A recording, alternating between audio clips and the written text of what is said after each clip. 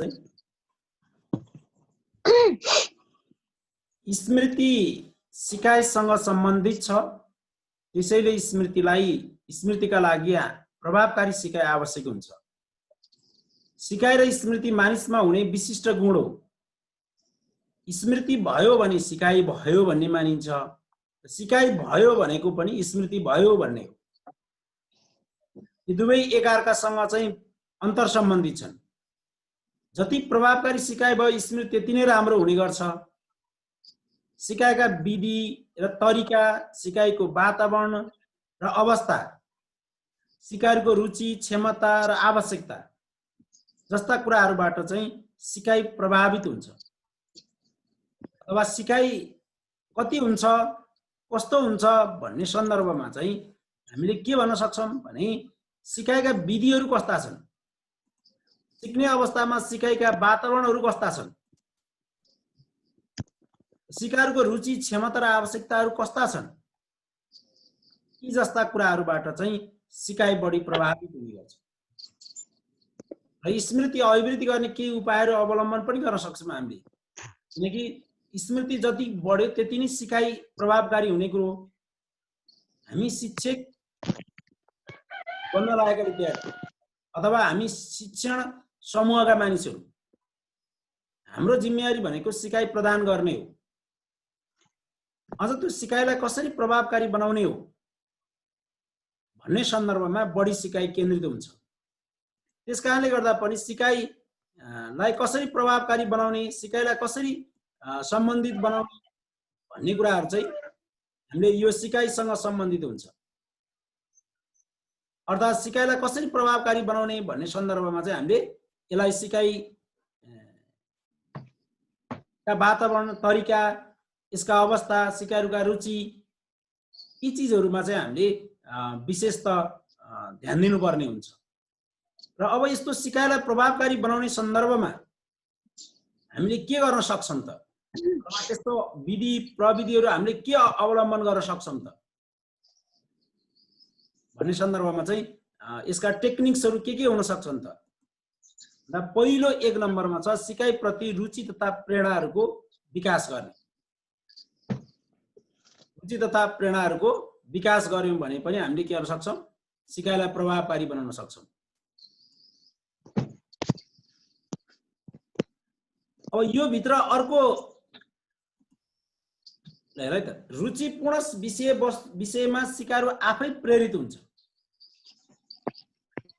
जस्तो प्रेरणाले सक्रियता वृद्धि गर्छ। सक्रिय सिकाइमा लामो समयसम्म धारणा गर्न सकिन्छ। आवश्यक विषयवस्तुहरूमा रुचि तथा प्रेरणाहरू विकास गर्न सकिन्छ। प्रेरणाका विकास गर्न आवश्यकताको बोध गराउने र शक्तिशाली प्रेरणाको विकास गर्ने जस्ता विधिहरू उपयोग गर्न सकिन्छ। जति हामीले सिकाइलाई रुचि बनायौं त्यति नै सिकाइहरू चाहिँ प्रभावकारी हुन्छ। अथवा प्रेरणाको विकास गर्न जति हामीले सक्यौं त्यति नै सिकाइ प्रभावकारी हुन्छ। जति सिकाइ हुन सक्यो त्यति नै हामीले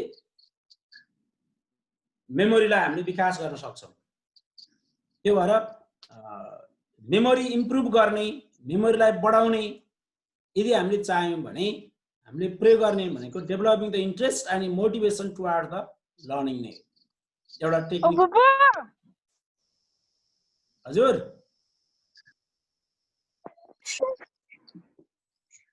कसलाई बोलाउनु भयो?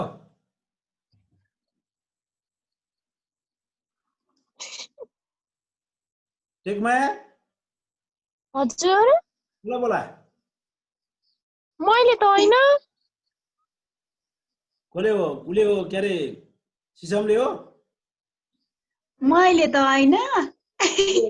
अरुको माथि पछाडीबाट कसले बोला हो? को तिमीहरुलाई? होइन हैन, अरुलाई न, अरुलाई।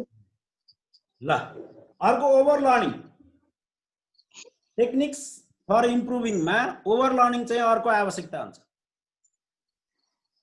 ओभर लर्निङ भयो भने पनि सिकाइ के अरे मेमोरी हुन्छ। धेरै सिक्यौं भन्न खोजेको, बढी सिकाइ भने धेरै सिक्यौं भने ओभर भएपछि ह्याङ हुन्छ भन्छौं त हामी, त्यो चाहिँ होइन है। फेरि धेरै सिक्यौं भने पनि हामीले सिकाइ प्रभावकारी हुन सक्छ जुन विषय वस्तुमा जति बढी अभ्यासका अवसरहरू उपलब्ध हुन्छन् त्यति नै बढी सिकाइ हुन्छ अथवा ओभर लर्निङ हुनका लागि ओभर प्र्याक्टिसेसहरू हुनु पर्यो ओभर प्र्याक्टिसेस भयो भने ओभर लर्निङ हुन्छ र ओभर प्र्याक्टिसेसको अवसर उपलब्ध गराउन सक्यो भने पनि ओभर लर्निङ हुन्छ ओभर लर्निङ भएका विषयवस्तुहरूमा लामो समयसम्म स्मृति रहन्छन् यसको अर्थ हामीले साइकोलोजिकल अथवा साइकोलोजिस्टहरूकै शब्दमा भन्दा लङ टर्म मेमोरी रहन्छन् यदि हामीले ओभर लर्निङ गर्यौं भने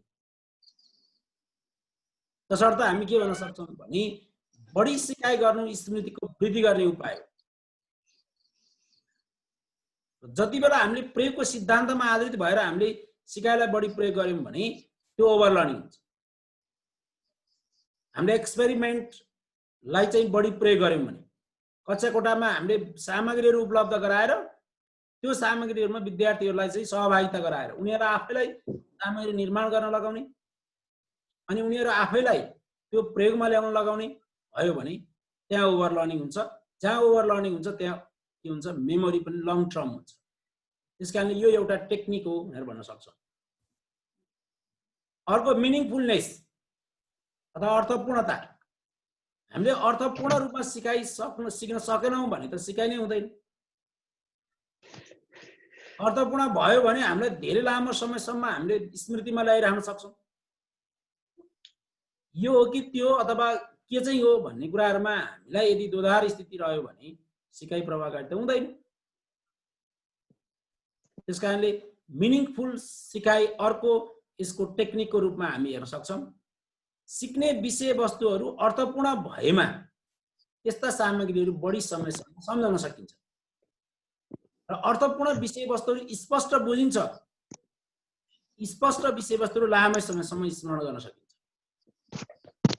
त्यसैले शिक्षणको क्रममा स्पष्ट उदाहरण दिएर अर्थपूर्ण तरिकाले सिकाइ अगाडि बढाउँदै लग्यौं भने सिकाइ राम्रो हुन्छ कुनै अर्थपूर्ण सिकाइ हुन्छ जति हामीले त्यसलाई राम्रोसँग बुझ्न सक्यौं त्यति नै के हुन्छ सिकाइ प्रभावकारी हुन्छ अथवा सिकाइ उपयोगी हुन सक्छ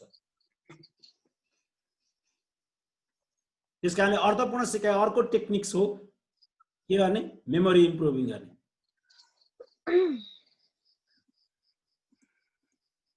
अर्को नयाँ ज्ञानको लाई पुरानो ज्ञानसँग सम्बन्धित गर्नु relating new knowledge to existing knowledge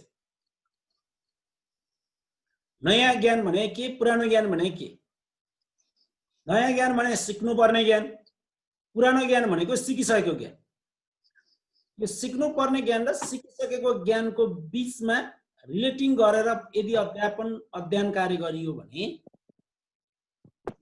memory के हुन्छ इम्प्रुभिङ हुन्छ अथवा मेमोरी बढ्छ किनकि हिजोको सिकाइलाई हामीले हस्तक्षेप भयो भने पनि फेरि सिकाइ त झन् नष्ट हुन्छ अथवा मेमोरी झन् किलिङ हुन्छ त्यस्तो अवस्थामा नयाँ ज्ञानलाई पुरानो ज्ञानसँग सम्बन्धित गरेर यदि हामीले सिकाइ हासिल गर्न सक्यौं भने पनि त्यो सिकाइ पनि के हुन्छ अर्थपूर्ण हुन्छ त्यो सिकाइ चाहिँ लङ टर्म मेमोरी हुन सक्छ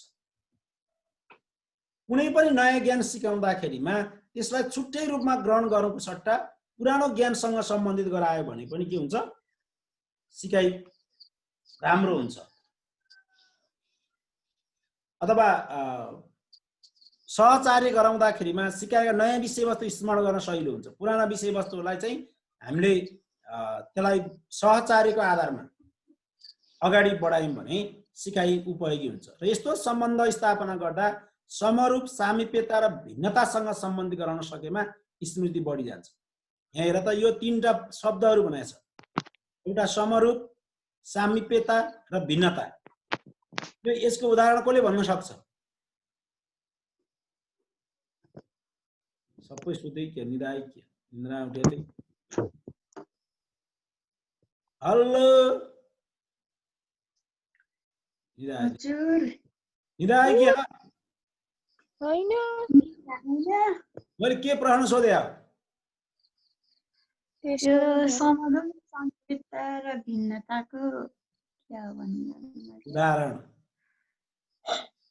उदाहरण भन्नु पर्यो समरूपता सामिप्यता र भिन्नतासँग चाहिँ हाम्रो एउटा उदाहरणहरू भन त एक जनाले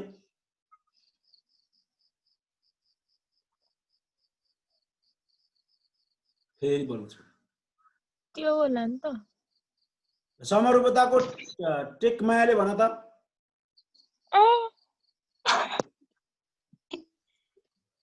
पहिला र पछिको चाहिँ त्यस बीचको सिमिल्यारिटिजहरू छुटाउने भन्ने हो नि त।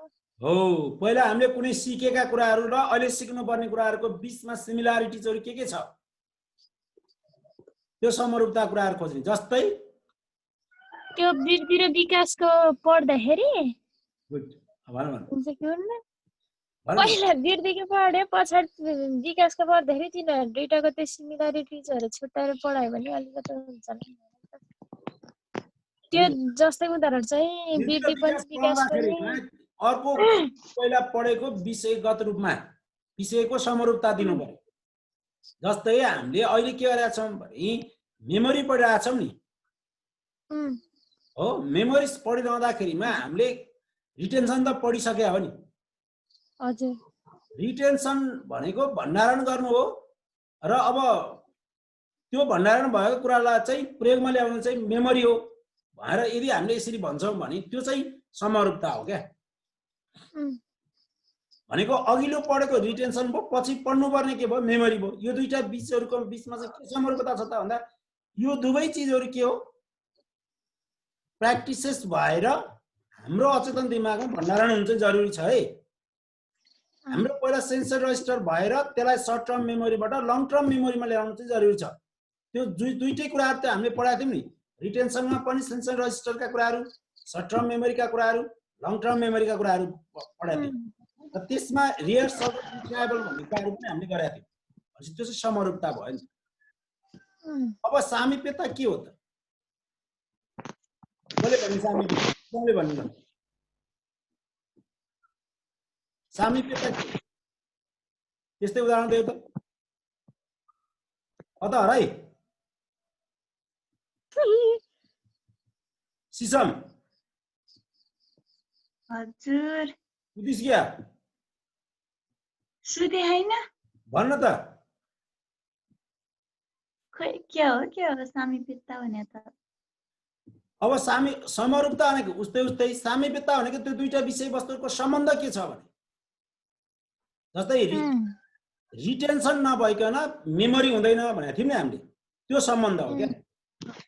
मेमोरी हुनका लागि रिटेन्सन हुनु जरुरी छ भने त्यो दुईटा बीचको सामिप्यता भएन भयो। हो, त्यो कुराहरू गर्ने। अर्को भिन्नता भने के त? अब भिन्नताको रूपले भन्ने हो।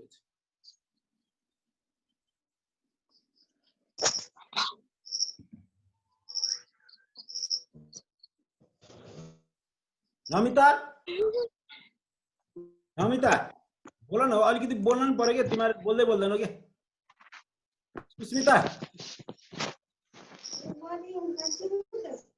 सुस्मिता सुति क्या कता भाइ? छैन त्यो त सुने अब फ्याक्टै हुँदैन।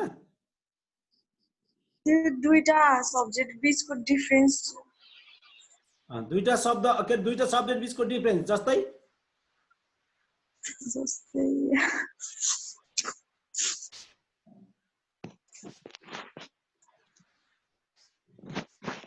अघि भने रिटेन्सन र मेमोरी बीचमा के फरक छ भन्ने कुरा हो नि त। रिटेन्सन भनेको भण्डारण गर्ने मात्रै हो, त्यसलाई प्रयोगमा ल्याउनु पर्दैन। तर मेमोरी भनेको चाहिँ भण्डारण भएका कुराहरूलाई लिएर आएर प्रयोग गर्ने हो। आवश्यकता अनुसार प्रयोग गर्न सक्यौँ भने चाहिँ त्यो चाहिँ के भयो? मेमोरी भयो। यो दुईटा बीचको यो रूपबाट चाहिँ यदि हामीले शिक्षण गर्न सक्यौँ त्यो के हुन्छ? मेमोरी इम्प्रुभिङ हुन सक्छ भन्न खोजेको। समरूपता, सामिप्यता र भिन्नतासँग यो यदि कुराहरू गरेर यदि हामीले शिक्षण गर्न सक्यौँ भने त्यो चाहिँ के हुन्छ? मेमोरी इम्प्रुभिङ हुन्छ भन्न खोजेको। अब अर्को नियमको निर्माण, फर्मुलेसन अफ रुल। हेर, शिक्षणमा सबैभन्दा जरुरी कुरो नै नियम हो।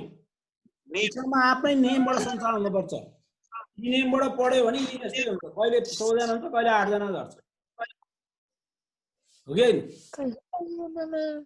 नियमको आधारमा अथवा सिकाइको एउटै आफ्नो खालको नियम, जस्तै सरलदेखि जटिलको क्रममा नियम छ नि, त्यो आधारमा सिकाइ गर्यो भने पनि इम्प्रुभिङ हुन्छ भन्न खोजेको। स्मृतिमा राख्नुपर्ने विषयवस्तुलाई नियमका रूपमा स्थापित गरेर स्मृति वृद्धि गर्न सकिन्छ। दुई वा दुईभन्दा बढी धारणाको सम्बन्ध नै नियम हो। फेरि हाम्रो थाहा छ नि त ग्याग्नेज मल्टिपल लर्निङ थ्योरीमा प्रिन्सिपल लर्निङ भनेर भनेको थियो नि त। प्रिन्सिपल लर्निङ हुनुभन्दा अगाडि के थियो हामीसँग? प्रिन्सिपल लर्निङ कतौं नम्बरको सिकाइ थियो? कसले भन्न सक्छ? प्रिन्सिपल लर्निङ कतौं नम्बरको सिकाइ थियो ग्याग्नेको? छैन। सर्ट टर्म मेमोरी भयो, सबै लङ टर्म मेमोरी भएन। पल्टा किताब खोजे है के त भन्दा प्रिन्सिपल लर्निङ कतौं नम्बरमा छ?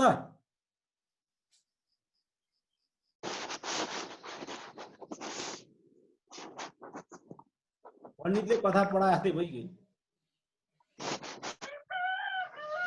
7 नम्बरमा छ। कति नम्बरमा? 7 नम्बर होला। हो 7 नम्बरमा। त्यो भन्दा अगाडि के छ? कन्सेप्ट लर्निङ, धारणा सिकाइ। हो धारणाको सिकाइ। अब चिज यहाँनिर हो क्या, त्यो धारणाको सिकाइ नभइकन प्रिन्सिपल लर्निङ हुँदैन। त प्रिन्सिपल भनेकै हामीले के भनेको थियौँ? दुईवटा धारणाहरूको सम्बन्धबाट नियम बन्छ भनेको थियौँ त। नियमको सहयोगमा धारणाको सामान्यीकरण गर्न सकिन्छ र स्मृतिको पनि हुन्छ भन्न खोजेको। यो सिकाइ सिद्धान्तको अर्को के अरे यो मेमोरी इम्प्रुभ गर्ने टेक्निक्स। अर्को टेक्निक चाहिँ है उपयुक्त आरामको व्यवस्था, प्रोभिजन फर द पर्पर रेस्ट। यो त तिमीहरूलाई सबभन्दा धेरै गर्ने चिज हो। तिमीहरूले यो बढी अब प्रोभिजन फर द पर्पर रेस्टमा चाहिँ ओभर रेस्ट भयो भने चाहिँ के हुन्छ? फेरि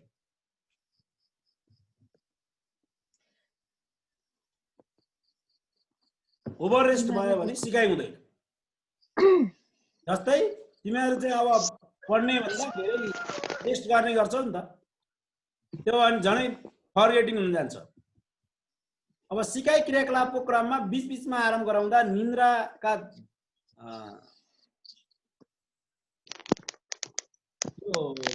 साथै भन्न खोजे है व्यवस्थापन गर्न पर्छ, अथवा यसको चाहिँ यो निन्द्रालाई हटाउन हामी धेरै रूपमा कन्टिन्यू पढिरह्यौँ भने थकाइ लाग्न सक्छ। र जबसम्म हामीले यो बीचमा हामी सुत्दै गयौँ भने हामीलाई रेस्ट पुग्छ भन्न खोजेको। अब तिमीहरू चौतारामा हावा खाएर बसेर चाहिँ रेस्ट हुँदैन। जति सुत्दाखेरिमा रेस्ट हुन्छ, निदाउँदाखेरि जति रेस्ट प्राप्त गर्छौ तिमीले, चौतारामा हावा खाएर अब मोबाइल हेरेर फेसबुक चलाएर बस्दा रेस्ट चाहिँ हुँदैन है। मानसिक रूपमा हामीलाई तनाव चाहिँ भइरहन्छ। जति हामीलाई रेस्ट भयो त्यति नै हाम्रो के हुन्छ? धारणाको अभिवृद्धि हुन्छ। धारणाको अभिवृद्धि हुन्छ भन्नु नै के हो? स्मृति बढाउन सकिन्छ भने। हाम्रो भण्डारणमा जति धेरै कुरा भयो त्यति नै हामीले प्रयोग गर्न सक्छौँ।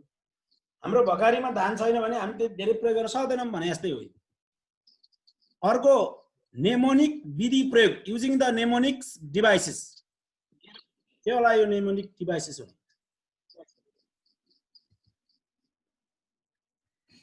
कुनै विषय वस्तु वा घटनालाई कुनै कृत्रिम वा प्रविधिका आधारमा स्मरण गर्ने नेमोनिक विधि। जस शब्दलाई चाहिँ एड टु मेमोरी भन्ने हुन्छ। यो नेमोनिक भनेको चाहिँ एड टु मेमोरी हो। यस विधिमा आवश्यक विषयवस्तुलाई स्मृतिको कृत्रिम दृष्टि अथवा कृत्रिम दृश्य सामग्रीसँग सम्बन्ध गर्ने कार्य गर्छ। र यो विधि अनुसार स्थान अवस्थितिको आधारमा कुनै शब्दसँग सम्बन्धित गरेर आवश्यक संचितीकरण गरिन्छ र शब्द घटना र अनुभवसँग सम्बन्धित गरेर स्मरण गर्न सहयोग गर्छ। भनेको कुनै एउटा फ्याक्ट कुराहरू छ त्यसलाई अर्को ठाउँमा लगेर जेनरलाइज गर्ने र त्यो कुराहरू सम्झिसकेपछि उसले सिकाइ पछिसम्म सम्झिन सक्ने भन्न खोजेको। त्यसलाई हामीले कृत्रिमता सङ्केत दिने हो। रियालिटी भन्दा पनि रियालिटी जस्तै अर्को कृत्रिमता कुराहरूमा दिने प्रक्रियालाई चाहिँ हामीले के भन्छौँ? यो नेमोनिक विधिको प्रयोग भनेर भन्छौँ हामी। यसरी पनि हामीले के गर्न सक्छौँ? मेमोरीलाई बढाउन सक्छौँ। अनि अर्को समूहकृत गर्ने तथा कविता वा लय बनाउने भन्छ, ग्रुपिङ एन्ड र्याम्स। समूहकृत गर्ने तथा कविता वा लयमा राख्ने। जस्तै हामीले गीत भयो भने हामी धेरै बेरसम्म सम्झिन्छौँ नि कथा भन्यो भने हामी धेरै बेरसम्म सम्झिन्छौँ नि हो हो कि होइन हो हो त्यस्तै गरेर पढायो भने पनि हामीले लामो समयसम्म सम्झिन्छौँ भन्न खोजेको स्मरण गर्नुपर्ने कुरालाई समूह समूह बनाउने अथवा कविताको रूपमा प्रस्तुत गर्ने भन्यो भने पनि हामीलाई सजिलो हुन्छ स्मरण गर्न र स्मृति गर्नुपर्ने कुराहरू विषयवस्तुलाई कविताका रूपमा प्रस्तुत गरेर स्मृति वृद्धि गर्न चाहिँ सकिन्छ पनि स्मृति बनाउन सकिन्छ भन्न खोजेको र अर्को सामग्रीको प्रयोग गरेर शैक्षणिक सामग्रीहरू हामीले जति धेरै प्रयोग गर्यौं त्यति नै के हुन्छ त्यो दृश्य हुन्छ उही हामीले सुनेको कुरा कति सम्झिने देखेको कुरा कति सम्झिने र सुनेको कुरालाई 1% सम्झिन्छ देखेको कुरालाई 5% सम्झिन्छ भने गरेको कुरालाई चाहिँ हामीले के गर्छौं 50% ओभर सम्झिन्छौं भनेर भन्छौं जुन सामग्रीको प्रयोग गर्ने भनेको चाहिँ सामग्री देखाउने भनेको भने देख्ने कुरा 5% भयो र त्यो सामग्रीलाई प्रयोग नै गर्ने कुरा भयो भने 50% लर्निङहरु त्यसमा हुन्छ भन्न खोजेको यो भयो स्मृतिका सन्दर्भमा अब स्मृतिको सन्दर्भमा के छ भन्नु प्रश्नहरु छ भन्नु पर्ने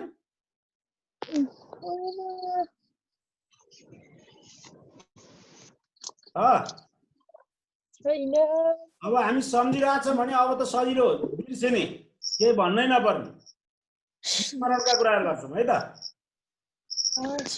अहिलेसम्म हामी सम्झिने कुरा गरेका थियौं अलि गाह्रै भयो अब बिर्सिने कुरा त सजिलो भयो नि त ल हेर फर्गेटिङ के बुझ्छौ यो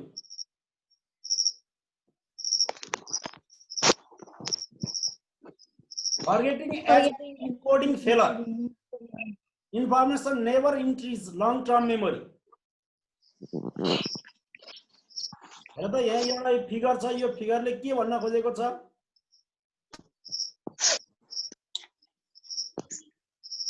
forgetting as a encoding failure information never enters long term memory यो दुईटा वर्ड छ नि हजुर यो दुईटा वर्डले यो इन्कोडिङ फेलर हुनु एउटा लङ टर्म मेमोरीमा नेभर इन्ट्री भनेछ यो दुईटा हुनु नै फर्गेटिङ जसमा यहाँ हामीले फिगर दिएको छौं एक्सटर्नल इभेन्ट्स एउटा सेन्सर मेमोरी एउटा एक्सटर्नल इभेन्ट्स भनेको हामीले हाम्रो सेन्स अर्गान्सहरुबाट रिसिभिङ हुने कुराहरु हो यो चाहिँ यो यदि हामीले एक्सटर्नल बाट चाहिँ प्राप्त हुन्छ यदि फर्गेटिङ हुँदा पनि यो चीजहरु चाहिँ प्राप्त हुनुपर्छ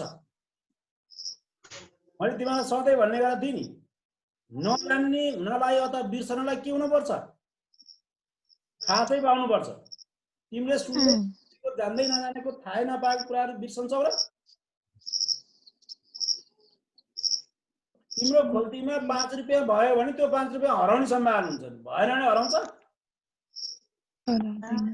हो हुनेको हराउँछ भनेको फर्गेटिङ हुनको लागि हुनु पर्यो एक्सटर्नल इभेन्ट त हुनै पर्यो त्यो एक्सटर्नल इभेन्टबाट हाम्रो सेन्सर मेमोरीमा आउनै पर्यो सेन्सर रजिस्टर हुनै पर्छ यो सेन्सर रजिस्टर भइसकेपछि हेर यहाँ एटेन्सन हुन्छ इन्कोडिङ गर्छ यहाँसम्म त सबैको हुनै पर्छ सर्ट टर्म मेमोरीमा हुनै पर्यो यदि सर्ट टर्म भएकोलाई इन्कोडिङ गर्दा इन्कोडिङ फेलर भयो भने इन्कोडिङ गर्न सकिएन भने फर्गेटिङ भयो यहाँसम्म आउनु पर्यो फर्गेटिङ हुनलाई यही फर्गेटिङ हुँदैन यहाँ नि फर्गेटिङ हुँदैन यहाँ नि फर्गेटिङ हुँदैन तर यो चीजबाट चाहिँ जब इन्कोडिङ गर्ने प्रक्रियामा यदि हामीले फेलर भयो भने अथवा अर्को अर्थ भन्दा लङ टर्ममा गएन भने यहाँ आएन भने त्यो फर्गेटिङ हुन्छ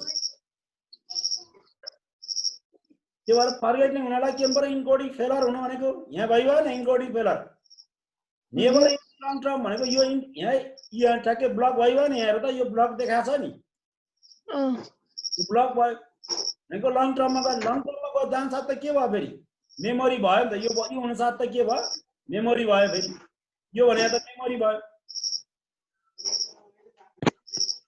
बुझ्छ बुझ्दैन बोल्नु हो बोल अलि बुझेन हो यसरी ट्याक्कै यसरी भन्नु पर्यो फर्गेटिङ भनेको हामीले दुईटा वर्ड सम्झ इन्कोडिङ फेलर एउटा नेभर इन्ट्री भने एउटा इन्कोडिङ भनेको हामीले सङ्केतीकरण गर्ने कुराहरुमा चाहिँ फेलर भयो अथवा त्यो चाहिँ सकेन हामीले कुनै पनि सेन्स अर्गान्समा रिसिभ गरेका कुराहरु चाहिँ हाम्रो के भएन हामीले सङ्केतीकरण गर्न सकेनौं भनेको इन्कोडिङ फेलर गर्ने नेभर इन्ट्री लङ टर्म भनेको हाम्रो लङ टर्ममा गएर त्यो बसेन अथवा लङ टर्म मेमोरीमा गएर भएन अथवा अर्को शब्दमा भन्दा यसलाई रिटेन्सन भएन भन्ने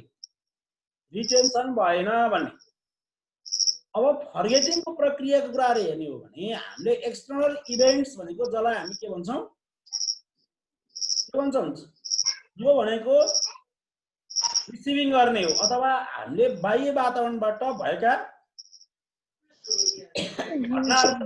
प्रक्रियाहरुलाई हामीले लिने हो यो हाम्रो सेन्सर रजिस्टर भइसक्छ सेन्सर रजिस्टर सम्म हुनै पर्छ सेन्सर रजिस्टरमा एटेन्सन हुनै पर्यो अथवा हामीले ध्यान दिएर सुन्नु पर्यो भन्न खोजे जब हामीले ध्यान दिएर सुन्यौं भने त्यो मेमोरीमा पुग्छ कस्तो मेमोरीमा एसटीएम मा पुग्छ यो भने एसटीएम भनेको सर्ट टर्म मेमोरी हो जब सर्ट टर्म मेमोरीमा पुगिसकेपछि यदि इन्कोडिङ भयो हेर यहाँ यो माथिको यदि इन्कोडिङ भयो भने त्यो लङ टर्ममा गयो यदि यो इन्कोडिङमा चाहिँ फेलर भनेको यो ब्लक आयो यो ब्लक आयो भने यो ब्लकले के गर्छ इन्कोडिङलाई फेलर गर्यो अर्थात यो भनेको यसलाई के गर्यो नेभर इन्ट्री भयो नि त यो इन्ट्री हुन पाएन यसले छेक्दियो यदि यो नछेकिकन यहाँ भित्र गयो भने त फेरि के भयो मेमोरी भयो फर्गेटिङ भएन अब यहाँ नगएर यो तल गयो फर्गेटिङ भयो यो चाहिँ हामीले फर्गेटिङ हो भनेर बुझ्न सक्छौं फर्गेटिङ हुने प्रक्रिया चाहिँ यो भन्छ यदि सहजै बिर्सनु मात्रै फर्गेटिङ हो भनेर भन्न मिल्दैन अब अर्को एउटा फिगर छ फेरि अर्को फिगरमा हेरौँ एकपल्ट हेर यहाँ एउटा छ फर्गेटिङ के कुरा छ यसमा पनि हेर त यहाँनिर इन्फर्मेसन बिट भनेको धेरै छ यहाँ थोरै छ यहाँ पनि झन् थोरै हुँदै आयो यहाँ झन् धेरै हुँदै आयो अब यो फर्गेटिङ हुँदै गएको पहिला के छ sensor memory the sense memory register analysing the details भन्छ यो चाहिँ हाम्रो रिसिभ हुँदा धेरै कुरा रिसिभ भयो भन्न खोजे आयो धेरै कुरा रिसिभ भयो अब short term memory of few items are both noticed and encoded भन्छ यो धेरै कुराहरु हामीले वातावरणमा जस्तै अहिले हामीले सिक्दाखेरिमा धेरै कुरा सिकिरहेछौं हामीले धेरै कुरा देखेका पनि छौं सुनेका पनि छौं तर हामीले इन्कोडिङ गर्ने बेला थोरै कुरा गर्छौं लङ टर्म स्टोरेजमा some items are alternate or lost भनेको अब लङ टर्ममा जाँदा यी कुराहरु पनि घटेर गयो तर रिट्राइबल हुने बेलामा चाहिँ के भयो दुईटा मात्रै आछ हेर त दुईटा मात्रै आछ depending interface retrieve views, modes, and the motives. Some things get retrievable, some don't. अब यहाँनिर हेर्दा forgetting can occur any memory stage. As we process information, we filter, alter, or lose much of it. भनेको अब यहाँदेखि नै हामीले forgetting हुँदै आएन 100 वटा वर्ड पढेको यहाँ आउँदाखेरि कति आयो 40 वटा वर्ड जति आयो यहाँ आउँदा 20 वटा जति आयो यहाँ आउँदा 10 वटा आयो यो भनेको नि सबै फर्गेटिङ हुँदै आयो भनेपछि यो हामीले के रहेछ त फर्गेटिङ भनेको लस्ट गर्दै जाने रहेछ हामीले रिसिभिङ गरेका कुराहरुलाई लस्ट गर्दै जाने अथवा यसलाई फिल्टर गर्दै जाने लुज गर्दै जाने अल्टर गर्दै जाने यो प्रक्रिया चाहिँ के रहेछ फर्गेटिङ रहेछ भनेर हामीले बुझ्नु पर्छ ल मैले यति गरे तिमीहरुको जम्मा 1 मिनेट समय छ अर्थ यस्तो समय लामो भएन